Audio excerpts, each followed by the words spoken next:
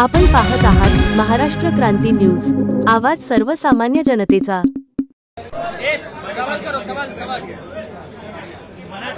Sir, आज एक cabinet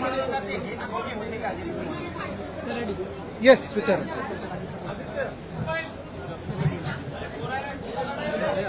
mirror नाव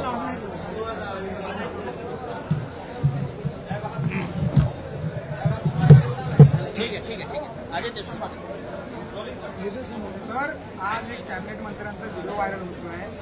त्याच तोच व्हिडिओ समजला कारण दावा असा केला जातोय की गुवाहाटीवरनं आल्यानंतरचा तो व्हिडिओ आहे खोके खोके ते हेच खोके। आम्ही गेले 2-2.5 वर्ष नुसतं आम्ही नाही तर 33 देशांमध्ये ज्याची नोंद घेतलेली आहे गद्दारीची 50 खोके एकदम ओके, त्याच्यातला कदाचित एक खोका हा दिसला असेल आज। पण मला वाटतं की हे व्हिडिओ सगळीकडे फिरत आहेत। परवा एक गद्दार आमदार मारामारी करताना बुक्केबाजी करताना आज एकतर खोकेसोबत बसले, म्हणजे त्या बॅगमध्ये काय आहे आता त्याचं बदलून सांगतील की नाही नाही ते महात्मा गांधी छापलेलेच बनियन होते, बाकी काही नव्हतं त्याच्यात। पण स्पष्टपणे जे दिसत आहे ते स्वतः आता कॅबिनेट मंत्री आहेत, त्यांच्यावर आरोप झालेत, हॉटेल घेण्याचा प्रयत्न, जमीन ढापण्याचा प्रयत्न, हे सगळे आरोप झालेले आहेत। मुख्यमंत्री महोदयांनी स्वतः उच्चस्तरीय चौकशी देखील लावलेली आहे। प्रश्न हाच आहे की ह्या गँगचे बॉस भ्रष्टनाथ मिंदे कारवाई करणार का? उत्तर मी तुम्हाला हे आज पण देऊ शकतो की ते कारवाई बिलकुल नाही करणार। पण जी आयटीची नोटीस आलेली आहे खूप उशिराच आली आहे, पण आता ह्या आयटीच्या नोटीसवर त्यांना क्लीन चिट मिळणार की खरोखर भाजप याच्यावर कारवाई करणार हे आता बघण्यासारखं आहे। काल त्यांना आयटीची नोटीस आली, आज हा व्हिडिओ समोर येतोय, त्यांच्यावर कारवाई झाली पाहिजे, पोलिसांनी स्वतः जाऊन तिकडे ही चौकशी करायला पाहिजे। कालच आयटीची नोटीस आली तरी अजून आयटीत फिरतायत, म्हणजे फरक हे ना पडलेला नाहीये। काल कोणाला नोटीस आल्या, कोण दिल्लीत गेलं गुरुपौर्णिमा म्हणून, आणि मग कोण भेटलं कोण नाही भेटलं ह्याची यादी आपल्या सर्वांकडे आहे। पण एवढं निर्लज्जपणे हा कारभार चाललेला आहे। खरोखर जर मुख्यमंत्री महोदयांना कारवाई भ्रष्टाचार करायची असेल तर ते ह्या व्हिडिओ पाहून काहीतरी पाऊल उचलतील ही आशा एक मी बाळगतो। सर, संजय गायकवाड यांचा चक्क मारहाणीचा व्हिडिओ हा व्हिडिओ कोणी केला याबाबत मी स्वतः चौकशीची मागणी करणार आहे। माझ्या घरी घुसून अशा पद्धतीने कोणी व्हिडिओ केलाय तर तेच उलट चौकशी हे उलट चौकशी करतील, ठीक आहे करू दे, पण जे चौकशीत किंवा त्या व्हिडिओमध्ये दिसतंय त्याच्यावर चौकशी होणार की नाही?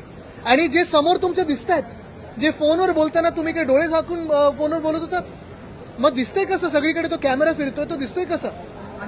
बघा एकंदरच तुम्ही बघा, सगळेच म्हणजे ते टाचणी मारणारे, ते टॉवेलमध्ये बसलेले ज्यांच्या खाकीत टॉवेल असतो, मग परवा तो बुक्के मारणारा आमदार, माझ हा वेगवेगळ्या ठिकाणी वेगवेगळे दावे अश्लीलताची कारवाई झाली पाहिजे खरं तर।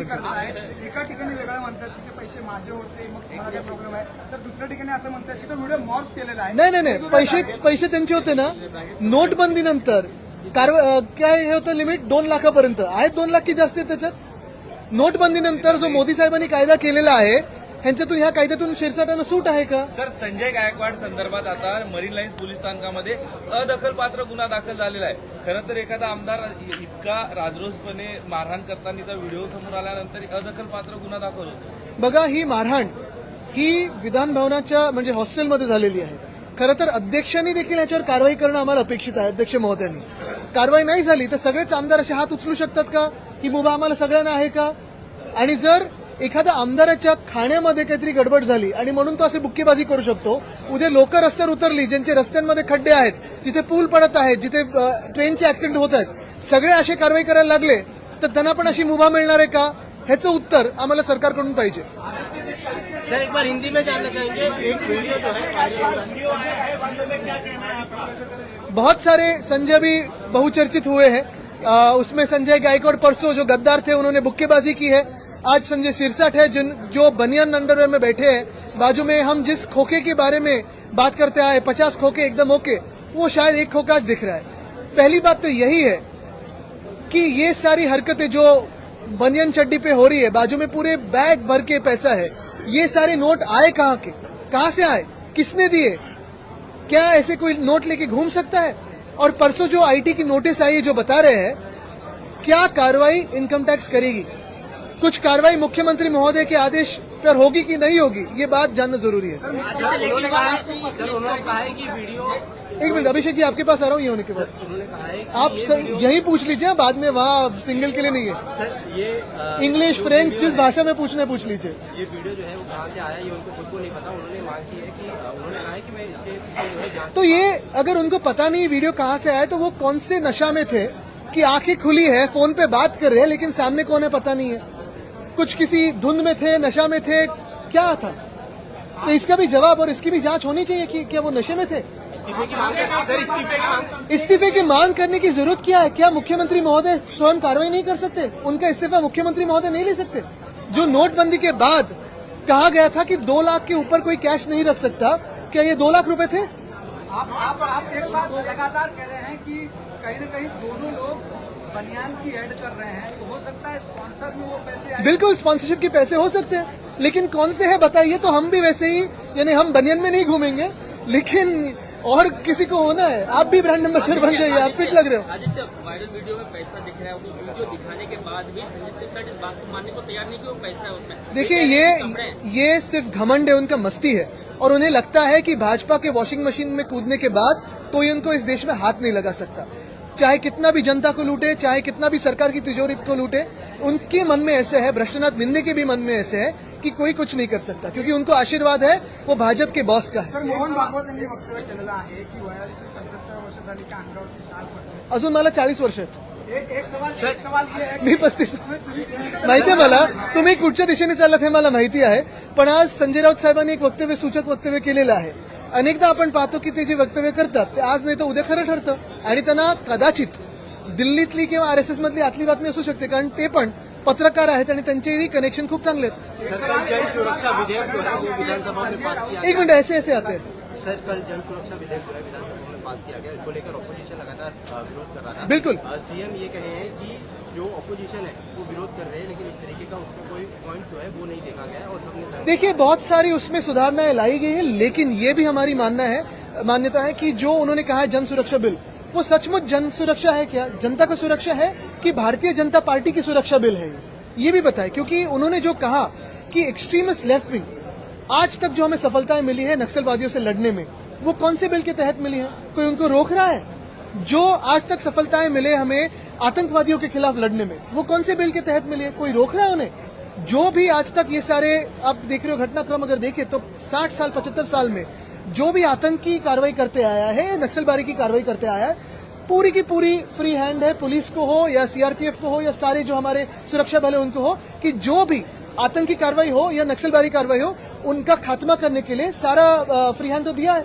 तो फिर कौन सी सुरक्षा के बारे में आप बात कर रहे हैं? कौन आपको अड़ा रहा है? लेकिन दूसरी तरफ अगर आप देखें तो लेफ्टिस्ट की सोच है। आज सोशल वेलफेयर स्टेट में जो 80 करोड़ लोग राशन पे जी रहे हैं, वो तो लेफ्ट विंग सोच है। लाडली बहना, ये भी लेफ्ट विंग सोच है। तो कौन सी सोच के बारे में आप कह रहे हैं? वो शाह सेना है, शिंदे सेना नहीं है, शाह सेना जी।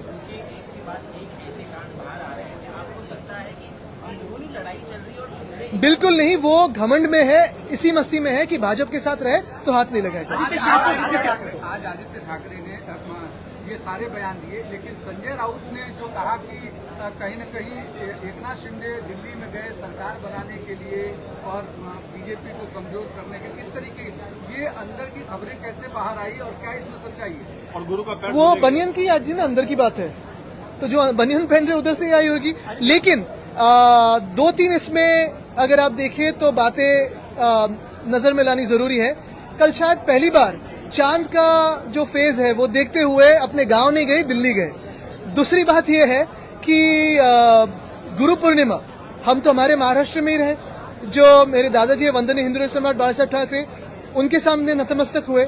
लेकिन ये जो इनके नए गुरु है, जिन्होंने इनको जेल में जाने से बचाया, जिन्होंने इनके हाथों में इतना पैसा दिया, इतनी ताकत दी, इतनी सत्ता दी, उनके सामने झुकने गए थे।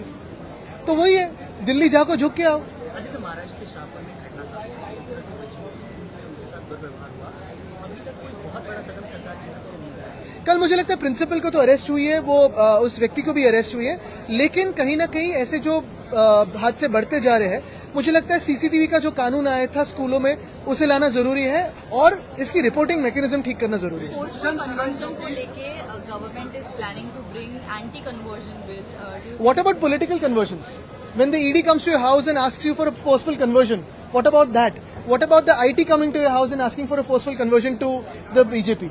So I think that is very important. And two, if religious conversion is seriously a threat today, what has the BJP been doing for the last 11 years? The BJP has been in absolute power at the center for 11 years. Even today they have strong power. In Maharashtra also they've been in power for the last 9 years out of 11 years. What is the BJP doing, or what has the BJP been doing about forceful conversions? आणि असं पण म्हटलं जातं ना, ED कार्यालयात गेल्यानंतर हिंदुत्व जागं होतं खूप लोकांचं. निशिकांत दुबे के बाद अब ब्रिजभूषण शरण ने कहा कि मराठी मुद्दे पर जानबूझ के कोई जमीन वापस पाने के लिए ठाकरे परिवार इस तरीके की राजनीति कर रहा है. मुझे लगता है कि उनको ये विषय पता नहीं है पूरा. हमारी जो राजनीति है ये समाज कारण है, और हम पे सख्ती जो हो रही थी उसके हम खिलाफ है. आज भी आप और हम कौन सी भाषा में बात कर रहे हैं? तो भाषा का विरोध नहीं है, लोगों का विरोध नहीं है. और ब्रिजभूषण जी को मैं ये बताना चाहता हूं कि अगर कोई राजनीति कर रहा है तो भाजपा कर रही है हिंदी भाषिकों को दूसरे भाषिकों से दूर करने के लिए, क्योंकि भाजपा की पूरी राजनीति यही है, लड़ाओ, झगड़ा करो और फिर जीतो. धन्यवाद. यादव ने धमकी दी है